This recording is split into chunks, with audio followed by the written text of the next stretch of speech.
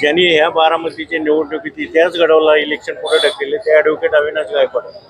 मी पहिले 2 बूथची निवडणूक पुढे ढकलली आणि माझ्याबरोबर आमचे मित्र अभिजित कांबळे यांनी याचिका दाखल केली आणि त्यांनी हे संपूर्ण नगराध्यक्षाची तक्रार असल्यामुळे संपूर्ण बारामतीची निवडणूक आम्ही मिळून पुढे ढकलली आहे। मी बारामतीमध्ये अपक्ष उमेदवार फॉर्म भरण्यासाठी गेलो असता आमचा फॉर्म टिकवला नाही। मी वकील असल्यामुळे मी स्वतः वकीलपत्र दाखल करून माझी याचिका दाखल केली आणि इलेक्शन पिटिशनमध्ये पुरावे ग्राह्य धरून कोर्टाने आम्हाला मान्यता दिल्यामुळे 26 तारखेला माझं उमेदवारी अर्ज दाखल केला। निश्चितपणे याच्यामध्ये कोणते पुरावे आपण कोर्टामध्ये दाखल केले की ज्या पुराव्यांच्या आधारे याला स्थगिती दिली गेलेली?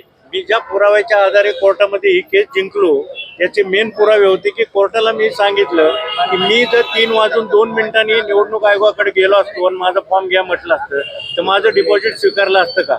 कोर्टाला हे समजून सांगितल्यानंतर तिथं ग्राह्य झालं की माझा जो डिपॉझिट रक्कम स्वीकारली आणि पावती फाटली, हे 3 पूर्वी फाटली हे सिद्ध झालं। म्हणजे माझं तिथलं उपस्थिती ही सिद्ध झाली। मी 3 पूर्वी गेलोय, मग 3 पूर्वी गेलो असताना माझी फॉर्म रेडी आहे, माझी पावती रेडी आहे, असं असताना ज्यांच्या पावत्या रेडी नाही, त्यांचे फॉर्म रेडी नाही, असे 100-150 लोक आतमध्ये घेतले गेले आणि त्या गर्दीमुळे आमच्याकडे ज्यांचे रेडी त्यांना बाहेर थांबवलं गेलं आणि संध्याकाळी 6 वाजेपर्यंत त्यांच्या पावत्या आत फाडत होत्या। 2:45 वाजता फाडलेली माझी पावती असताना मला बाहेर ठेवलं असतं। कोर्टाने ते सर्व CCTV फुटेज आणि त्या सर्व पावत्या पाहून कोर्टाने माझ्या बाजूने निर्णय दिला आणि 3 भागाचे नगरसेवकांना पुन्हा फॉर्म भरण्याचे आदेश झाले। पैकी 13B मध्ये मी आहे आणि 17A मध्ये आमचे मित्र सतीश फाळके आहेत। या दोघांनी आम्ही 26 तारखेला फॉर्म भरला।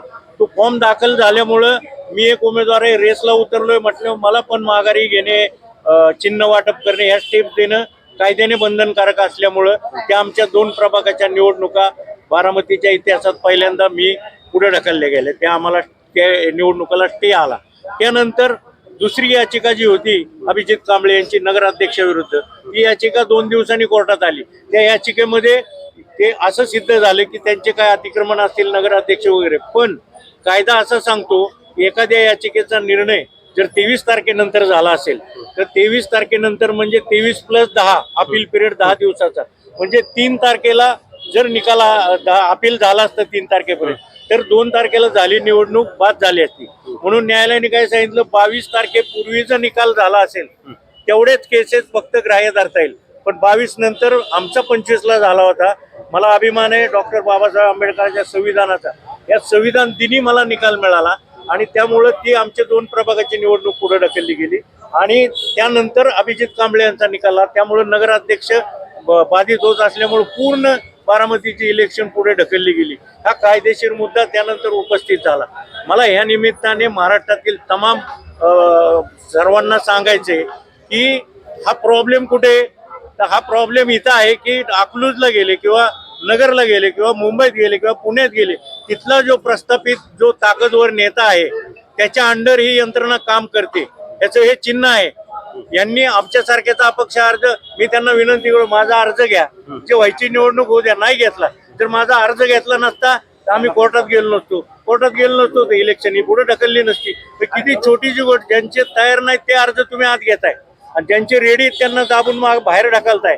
तर हा जो अधिकाऱ्यांचा दुजाभाव वागणूक आहे ना, त्याच्यामुळे घडलेली ही सर्व घटना आहे। निश्चित म्हणजे याच्यामध्ये बारामती नगरपालिका प्रशासन जबाबदार आहे असं तुम्हाला वाटतंय का? याच्यामध्ये बारामती नगरपालिका प्रशासन अजिबात जबाबदार नाही, कारण नगरपालिकेचा हा विषय नाहीये, हे निवडणूक आयोगाचा विषय आहे। राजापूरकर मॅडम म्हणून उपजिल्हाधिकारी आहेत, त्या राज्य शासनाच्या नोकर आहेत। जेवढे बूथ आहेत तिथले सगळे निवडणूक निर्णय अधिकारी राज्य शासनाचे नोकर आहेत। त्या राज्य शासनातले मंत्री, मुख्यमंत्री, उपमुख्यमंत्री हे सगळ्या लोकांचा न कळत त्यांचे मालक आहेत ते। मग याचा अर्थ काय होतं की ह्यांना काहीच बंधन हे राहतं। मी सुद्धा त्यांच्या जागी असतो तर नोकरी म्हणून मलाही काही बंधन आले असते। हा त्याच्या विरुद्धचा आवाज आहे। हा जो निकाल आहे ना तो त्याच्या विरुद्ध आहे। त्या लोकांचं दोन्हीकडून मरण होतं, पण लोकशाहीला ते अभिप्रेत नाहीये। कायद्याने अडकले तर तुम्ही अधिकारी अडकणार आहे, तुम्हाला फोन करून सांगणार अडकत नाही।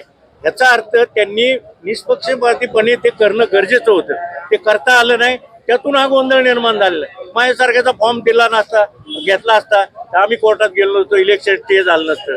त्यानंतर अभिजित कांबळे यांनी काय हरकती घेतल्या होत्या, सूचना हरकती घेण्याचं कायद्यामध्ये आहे का नाही अस्तित्वात, मग सूचना हरकती त्यांनी घेतल्या होत्या, त्याच्यावर नीटचा अभ्यास करून काय हरकती मान्य करावं। आता याच्यानंतर तुमची काय हे असेल पुढची दिशा? नाही, माझी एकच दिशा आहे की मला हे जे स्ट्रॅटेजी करून आमच्या इथं आरटीओचे परमिशन द्यायची असली ना, तर अपक्ष उमेदवार असला त्याला 2-2 दिवस आरटीओ येत नाही तिथं, इतर कागदपत्रात अडवलं जातं. ह्या लोकांना वेळ मिळू नये, कॉम्पिटिशन होऊ नये म्हणून ह्या सर्व जे यंत्रणा राबत होत्या त्यासाठी माझे जे सर्वसामान्य अपक्ष उमेदवार आहे त्यांना आता वेळ मिळालेला आहे. माझे रिक्षा बांधव आहे त्यांना 50-50 हजाराचा धंदा वाढून मिळालेला आहे. हॉटेलवाले जिथं सगळे कार्यक्रम चालले त्या लोकांचा धंदा वाढला.